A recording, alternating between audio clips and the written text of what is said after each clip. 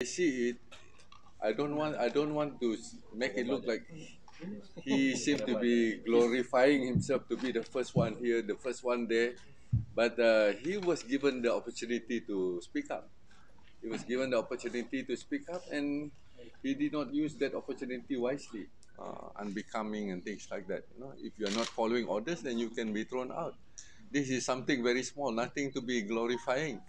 To say that it's the first time in history. So in this Yeah, case, yeah. what offense he has committed? Well, he has not actually committed a very serious offense, but then he trying that. The speaker has got very wide power. He's just like a judge. He's just like a judge. He can stop you from debating or saying something which are not proper, and he's doing just that.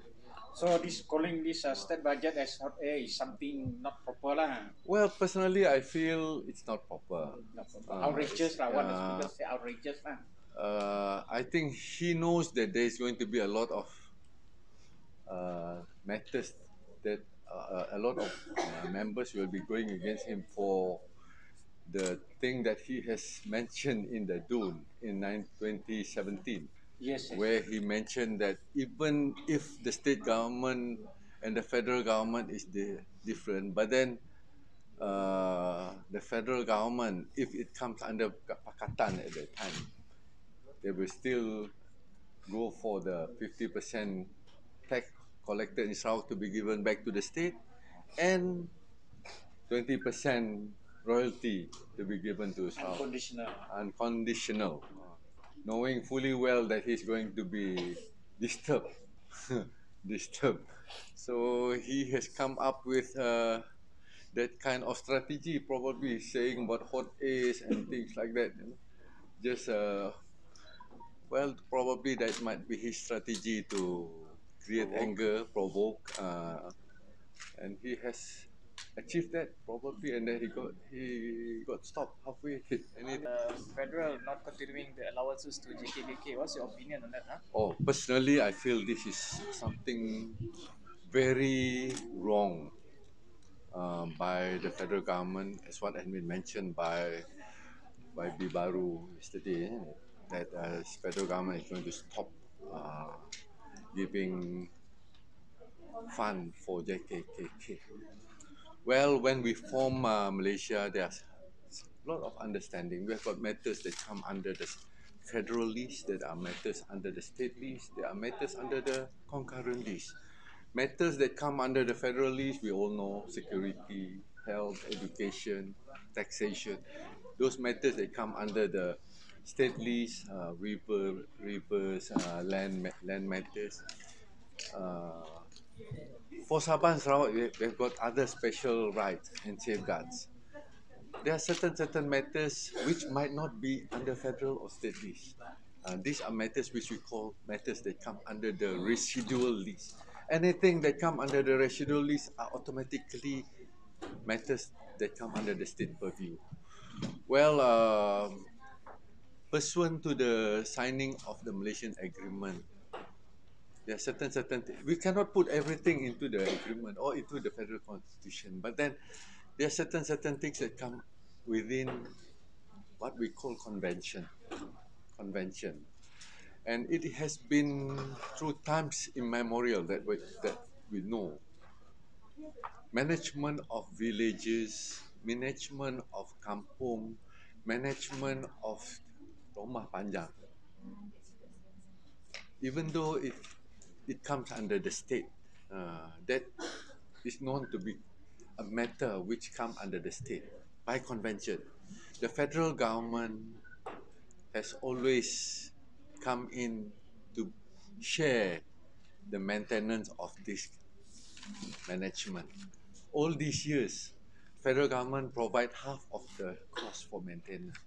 It runs into the millions and millions because we have got so many kampong and villages. Altogether, there are about 6,000 JKKK or kampongs, about 6,000. So that is the reason why the state allow the federal government to take quite a big chunk taxation to come under the federal, and the federal government will come back to provide fund for a lot of other matters. So that's where management of this JKKK has always been sharing by convention, sharing. So if Baru were to say that from next year, federal government is going to stop funding or stop their part of the shares, that is very, very unbecoming. That is very, very wrong. That is breaking the convention. I would say Sarawak leaders who sit in the cabinet, Barubian, YB Chong, if they are really true fighters of the state, they should be fighting for this. They should not just because federal government said no, we're not going to fund. Okay. Federal government say it's not in the state list or it's not in the this matter is within the purview of the state, so that it should be the state who should bear the whole thing. Then if that's the case, that might as well we don't give them any more that 95% royalty for minyak. Everything from the state should come under the state. We don't have to pay tax anymore to federal government. That is the responsibility of federal government. Apart from the grant under 112, Article 112, they have to make sure that they are supporting infrastructure, building of roads and all that. Like the 3 bridges, Barubian said there's no money because that come under state road. That's wrong. That is wrong. If you have to check through, that money was diverted for the one that he just launched yesterday. This kawasan, the one that goes to Sabah, the 3 bridges. If you have to check what happened to the money, there is a diversion. So what he has been telling the media and the chambers yesterday was wrong also. That he is lying. In a way, he is lying because he said there's no money. Actually, that money was diverted. Yeah, so cakap tak serupa bikin lah. Kalau betul, This the series of actions yeah, taken by the federal government, yeah. are those being implied as trying to paralyze the state government, kan? Well, I'm not too sure, but then it does not run well in a federal state kind of government because we practice this kind of government whereby the federal government also assists the state government. Or else, what's the point of being in a federation? If everything you have to cut here, and let the state, like what you're saying just now, probably they might be trying to paralyze the state. If that is what federal government is trying to do, that means you are a very irresponsible federal government. Isn't it? We are also Malaysians. If you have to say that we are not Malaysian, we also sing the same Negaraku like the one those in Kuala Lumpur.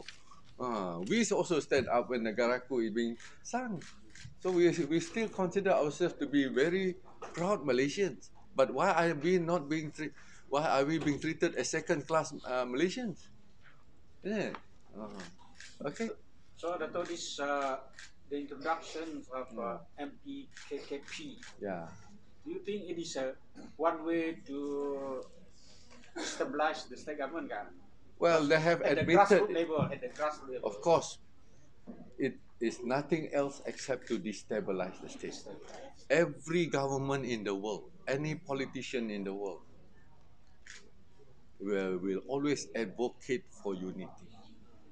They will always advocate for unity. No politician in the world try to divide their own country. I can only see it here.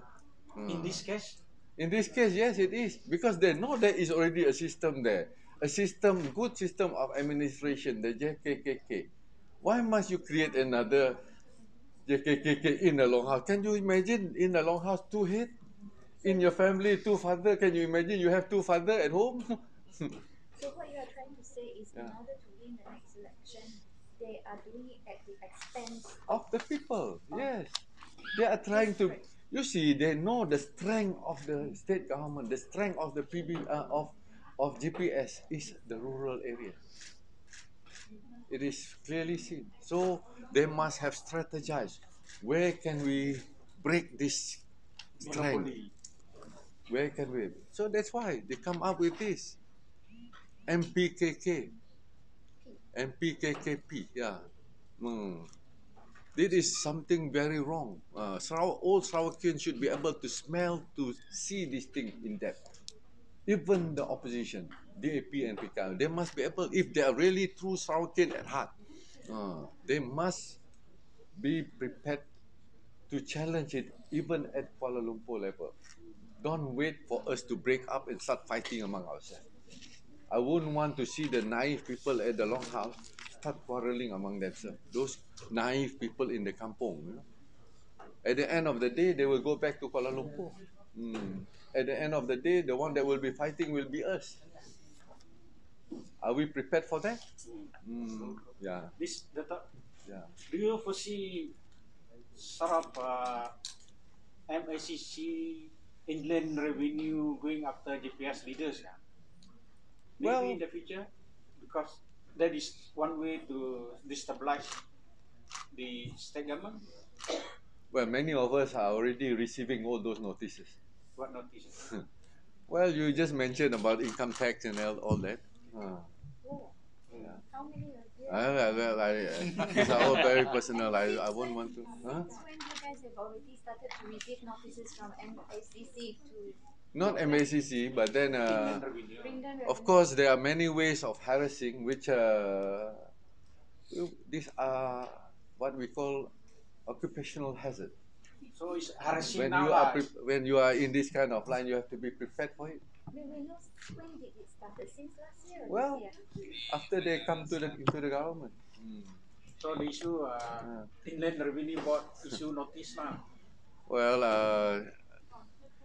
Something like that lah. something like that. Stating that you guys are not have been underpaying or No, I've been paying. I make my income tax deduction right from the time I was made an assistant minister. But of course, sometimes ada tertinggal here and there, small things. Did you receive one? Well, these are outside of the. No, These are it's all one personal. part Never of- mind. Part of Well, I do receive, but then I am addressing it myself. Should not be a problem. Should not be a problem. Because I am not someone who do not pay tax. I've been paying tax from the time I was working.